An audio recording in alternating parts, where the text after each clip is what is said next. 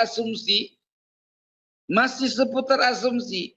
Jadi kalau dengan gaya mereka yang bersurban itu berkata, kesannya betul di kalangan orang awam. Kesannya macam betul saja. Macam betul saja. Teman-teman yang dirahmati oleh Allah, ya, perhatikan teman-teman. Mereka mengatakan bahwa Al-Janadi menyebut kakek mereka yang namanya Amul Faqih Muqaddam. Di mana disebutkan? Di dalam kitab ini, kitab Al-Suluk, kitab Al-Suluk karya Imam Al-Janadi, di situ dituliskan, ya, apa dituliskan? Wa minhum Hasan bin Muhammad bin Ali Ba'alawi. Teman-teman, tanyakan sama mereka. Hasan bin Muhammad bin Ali Ba'alawi, apakah yang dimaksud Muhammad bin Ali itu adalah Amul Faqih Muqaddam bin Ali Kali Kasam?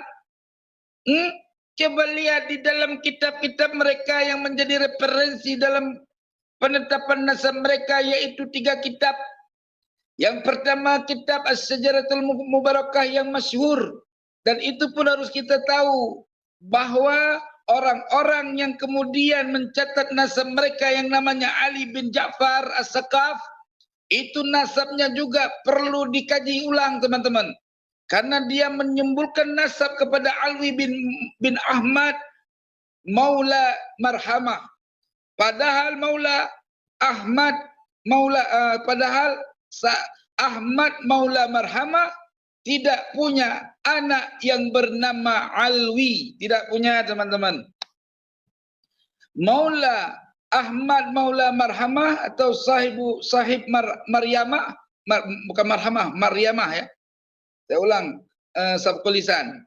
Jadi Ahmad Maula Maryamah atau Ahmad sahib Maryamah, Allah ya Rabb, tidak punya anak yang bernama Alwi. Dia hanya mempunyai anak 2 yang namun anak yang kedua tidak diketahui sama sekali namanya. Lalu ketika dia menetapkan Alwi, dari mana dia mendapatkan nama Alwi, sementara kitab-kitab mereka tidak menyebutkan mempunyai anak yang bernama Alwi.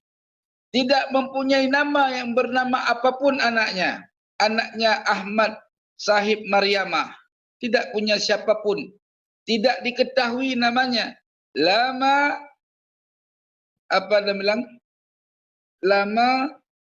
ya'lamu ismuhu, apa masalah lupa. Jadi di situ tertulis tidak diketahui akan namanya. Berarti buka bulat tak ada nama. Memang boleh saja ada kemungkinan nama Alwi. Tapi ketika disebut dengan kemungkinan nama Alwi, bila mana tidak ada referensi yang menjelaskan keberadaan Alwi sebagai anaknya Ahmad sahib Maryamah, maka keberadaan Alwi itu masih dalam tanda tanya, teman-teman.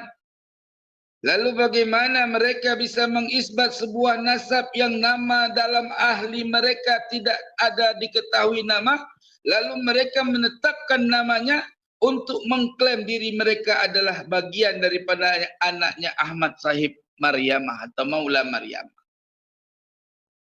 Sedangkan Ahmad Maula Maryamah itu punya anak 1 totok, teman yang dirahmati oleh Allah, yang tertulis namanya dan masuk pada keturunan-keturunannya.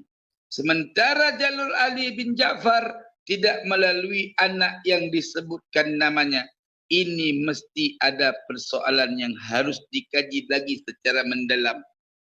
Maka oleh sebab itu teman-teman yang dirahmati oleh Allah, di dalam kitab mereka juga bermasalah teman-teman. Belum lagi kita teliti yang lain. Baru 1 nama yang kita pelajari itu. Maka oleh sebab itu teman-teman yang dirahmati oleh Allah, mereka mengklaim bahawa Amul Faqih Muqaddam telah disampaikan atau telah disebutkan namanya oleh Al-Imam Al-Janadi, teman-teman.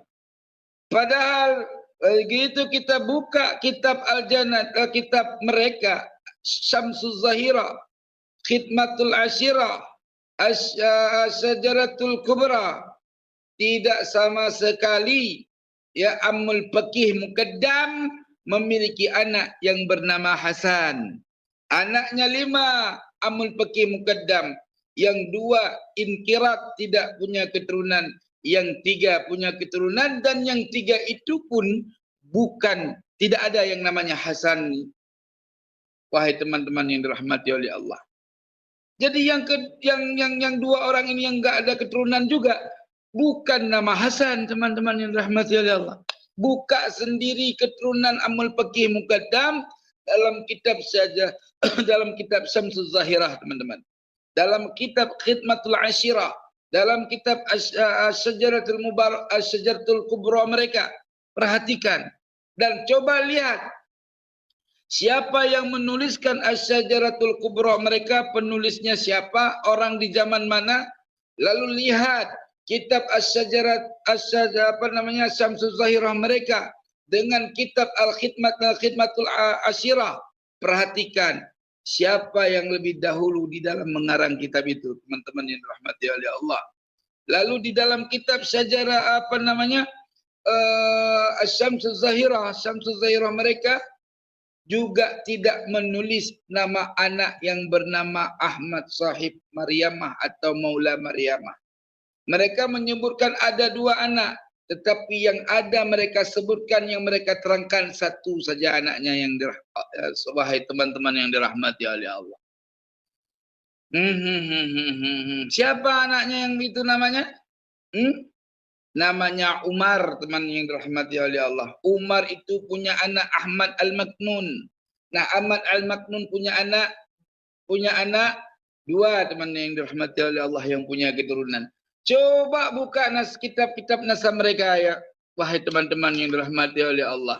Pelajari benar atau tidak yang saya sampaikan. Ya. Allahumma salli wa sallim wa barik alaihi wa ala alihi. Ahmad Sahib Maryamah punya ayah namanya Alwi, teman-teman. Alwi bin siapa? Bin Abdurrahman As-Segaf.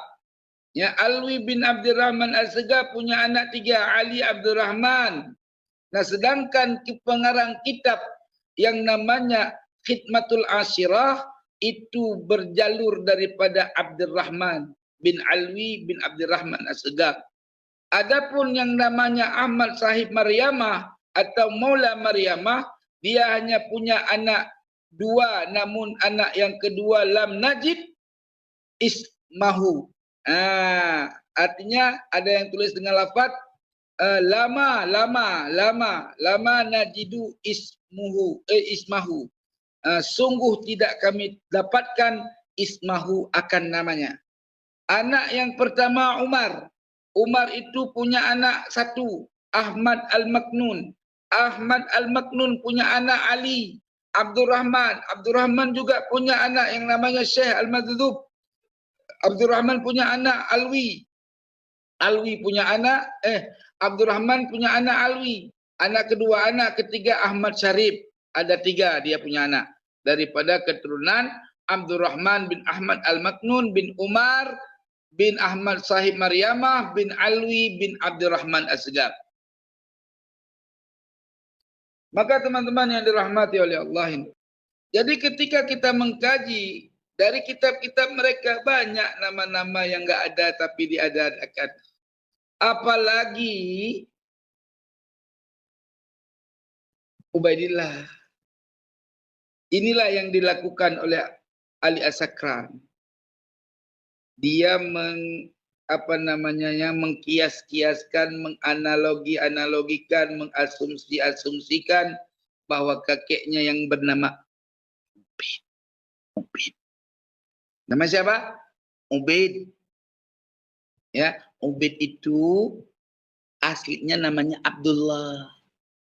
Abdullah itu mentazkir namanya menjadi Ubaidillah.